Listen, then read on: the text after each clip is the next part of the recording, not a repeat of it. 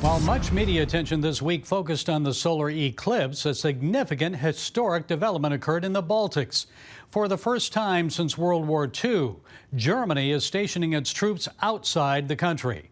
German Defense Minister Boris Pistorius hailed German troops in Lithuania as an important step forward for his country and NATO. Is this the start of an escalating war in Ukraine? Well, here with more is John Hulsman. He's European policy expert and author of the book, The Last Best Hope, A History of American Realism. John, thank you for being with us. So in addition to the German troop development last month, we heard French President Macron talk about the possibility of sending troops to Ukraine. So is NATO about to take more aggressive action in Ukraine's war against Russia? No, this is dinner theater. I live in Europe, and they couldn't take action if they wanted to. The problem is that for the last two generations, the European allies, and let's call them out specifically, the Germans, the Spanish, and the Italians primarily, have spent almost nothing on defense. They've been lotus eaters, taking a holiday from history, cross-subsidizing their safety net off America. And now the bill is being put forward. And when they talk about these things, they're simply not credible. Well, last week in Brussels, U.S. Secretary of State Blinken insisted Ukraine will become a member of NATO. Now, isn't that one reason why Russia invaded Ukraine to begin with? Putin wanted to prevent Ukraine from joining NATO. Your thoughts on Ukraine NATO membership? Is it accelerating, maybe coming sooner rather than later? It would be catastrophic, but the good news is that you need unanimity to do this. And while Secretary Blinken indulges in magical realism, a Trump administration wouldn't put this forward for a couple reasons. One, Ukraine doesn't qualify. NATO membership is a very specific thing. You need to be a purely democratic state. This is a country that suspended elections, unlike the United States during our Civil War, suspended elections throughout the duration of their war, has stopped other media outlets from having a say in what goes on, and have banned political parties. That's not very democratic.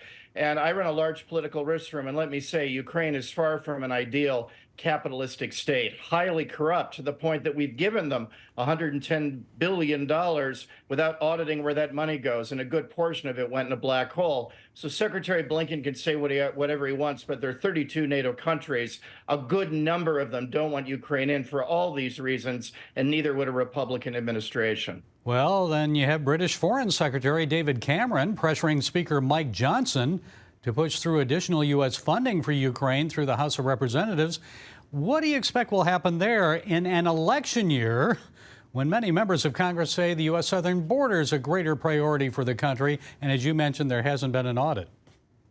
No, this is the thing, that what the Republicans in the House are saying is simply enough. We can't do everything, which should be apparent to everyone, but evidently Secretary Blinken. What you need to do is make choices, and we need to repair our border first and foremost. Every state must control its sovereignty first and foremost. And so if there's a limited amount of things to do, a third order priority like Ukraine shouldn't be what our congressmen and senators are worried about. They should worry about making America shining sitting on a hill, or dealing with things like China, which is a peer superpower competitor, and not a third order priority like Ukraine. Well, why do you think no one's talking peace then right now and pushing negotiations to end this war?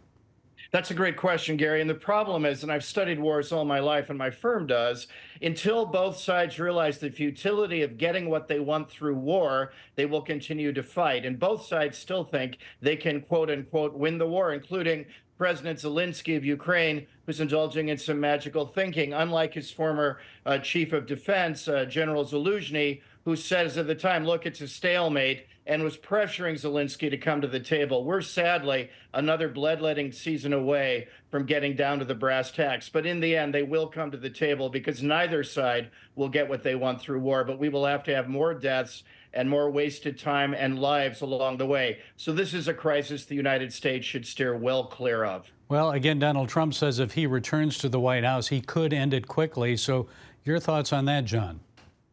Well, I think so. I mean, the deal that has been put in place is a deal realists like myself, who are close to Jeffersonians and Jacksonians in the Republican Party, would put forward. You set up an armistice line like occurred in Korea. You give the Ukrainians, or the Europeans do, an awful lot of money. The Europeans are up for doing that. A path to EU membership, and a hedgehog strategy so Putin can't swallow them whole. And you tell the Russians that if they play nice, sanctions over time will gradually be relieved but can be snapped back immediately. That's the deal. The problem is getting people to that deal, and we're not there yet. But I applaud President Trump for thinking ahead, because we've got to start talking about ending this war, which is doing nobody any good. So how do we get them to the bargaining table?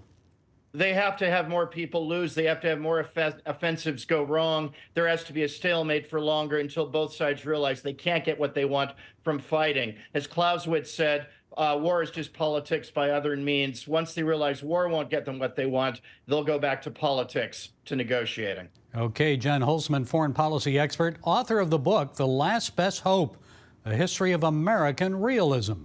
Thank you for sharing your thoughts. We appreciate it, John. My pleasure, Gary.